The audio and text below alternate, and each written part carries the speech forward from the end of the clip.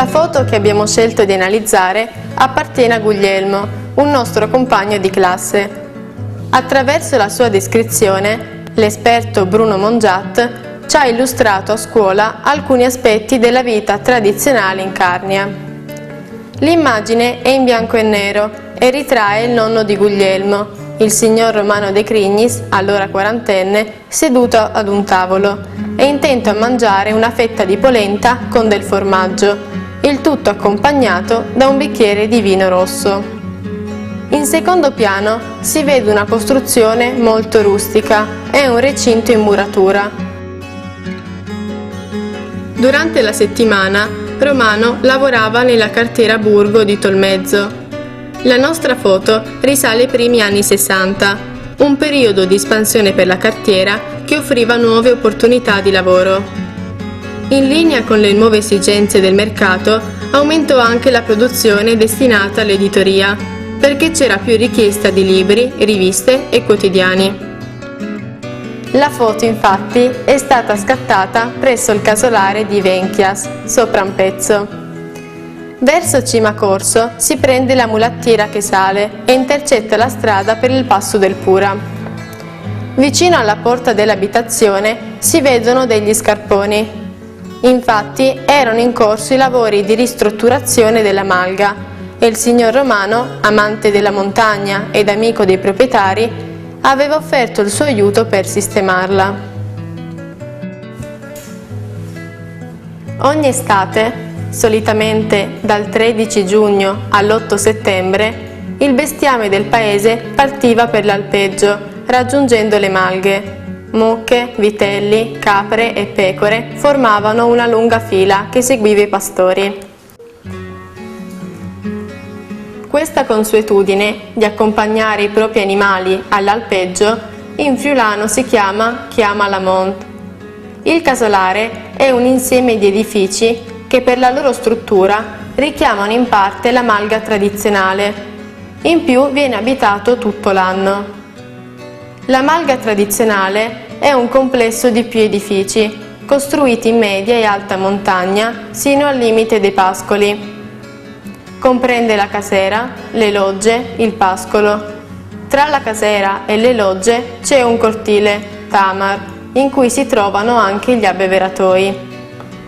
Di giorno gli animali vanno al pascolo, mentre la sera si riparano all'interno delle logge, che sono delle costruzioni in muratura con il tetto spesso in legno di larice, schiandule, e che si sviluppano in senso della lunghezza al fine di permettere alle ospiti di riposare ciascuna al posto assegnato, poni.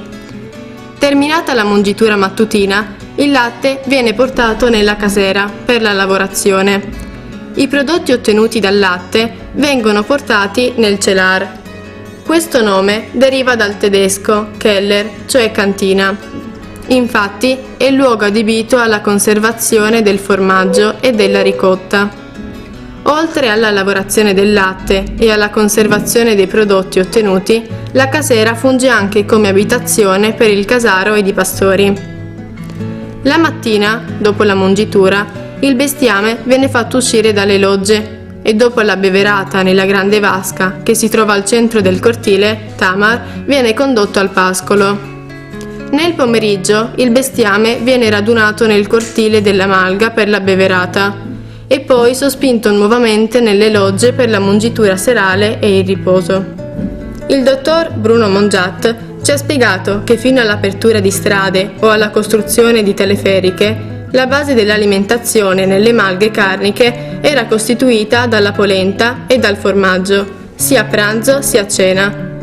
Dal fondovalle alcune donne, chiamate farinarie, circa ogni 15 giorni rifornivano le malghe di viveri, farina per la polenta, pasta, patate, vino. Come verdura, i pastori consumavano le erbe alpine commestibili, che conoscevano molto bene, come la lattuga alpina, radicchio di montagna, il buon Enrico, la spinace selvatica, chiamata farinuccio o pel di mouche, il tarasacco, tale, e l'asparago selvatico. In pochi casi nella dieta entravano anche dei funghi. La frutta era la grande assente e ci si accontentava di fragole, lamponi e mirtilli. Le famiglie allora molto numerose nei loro componenti, per vivere ricorrevano all'allevamento del bestiame e ad un po' di agricoltura. In ogni casa c'era un orto che produceva il necessario per accompagnare i pasti. Infatti il sostentamento si ricavava per lo più dalla coltivazione di rape, orzo, segale, fagioli e cereali, prodotti dei quali si cucinavano cibi tipici come i crauti e la brovada. Le famiglie potevano mangiare anche frutta di stagione, in inverno mele, pere e noci e a bassa quota castagne, in estate anche ciliegie. Gli animali erano fondamentali per la vita dell'epoca. Le capre, le pecore e le mucche davano principalmente il latte e i suoi derivati, come la ricotta, il formaggio e il burro. Le pecore in più fornivano la lana con cui si confezionavano maglie e calzetti. Per integrare la dieta si ricorreva alla caccia. Tra gli animali presenti in ogni famiglia c'era il maiale, che si nutriva degli scarti alimentari e rappresentava una risorsa. Al bisogno, il purcit veniva ucciso, macellato e affumicato per la conservazione. Per tutta la famiglia era una festa e i bambini non andavano a scuola. Altri alimenti disponibili erano le patate ed il mais, importati dall'America dopo la sua scoperta nel 1492. Le patate e il mais facevano ormai parte della dieta quotidiana. Le pannocchie venivano raccolte nel mese di ottobre, private delle foglie, lasciate asciugare e in seguito trasportate nei mulini. All'inizio del Novecento, nella nostra regione, si diffuse la polenta, un cibo povero ma di buon sapore. Nella ricetta tradizionale, per cuocere la polenta veniva utilizzato un pentolone di ghisa o rame chiamato chialdir, posto sulla cucina economica, Spolert, dal tedesco Spoker. Gli ingredienti sono farina di mais, acqua, sale. La polenta si prepara facendo bollire dell'acqua e un pizzico di sale in un recipiente e versandoci a pioggia la farina. Per la cottura si impiega un'oretta circa, ma bisogna mescolare continuamente per evitare la formazione di grumi e la bruciatura. Quando la polenta risulta cotta, viene rovesciata sulla tafferia, taulir. Il capofamiglia, di solito l'uomo più anziano, aveva perché oggi non si usa più, il compito di tagliarla con uno spago e dividerla in 4 parti a formare una croce in segno di benedizione. Un tempo la polenta era un piatto che veniva cucinato ogni giorno. Oggi invece viene preparata raramente, solitamente la domenica o nei giorni di festa, quando tutta la famiglia si riunisce. Di solito la polenta veniva e viene accompagnata da formaggio o salumi.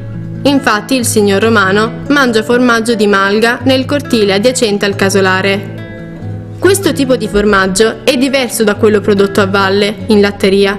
È più saporito perché le mucche in malga, in Mont, si nutrono di erbe spontanee ricche di essenze naturali e non di fieno. Nella foto il nonno di Guglielmo indossa una semplice canottiera chiara e un cappello per ripararsi dal sole estivo.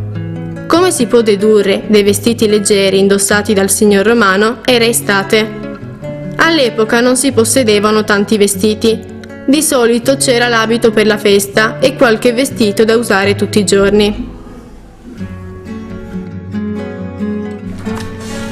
La fotografia di Guglielmo ci ha dato l'occasione per parlare di alcuni aspetti della nostra terra.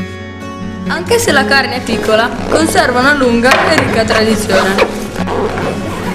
E ora merita di essere approfondita.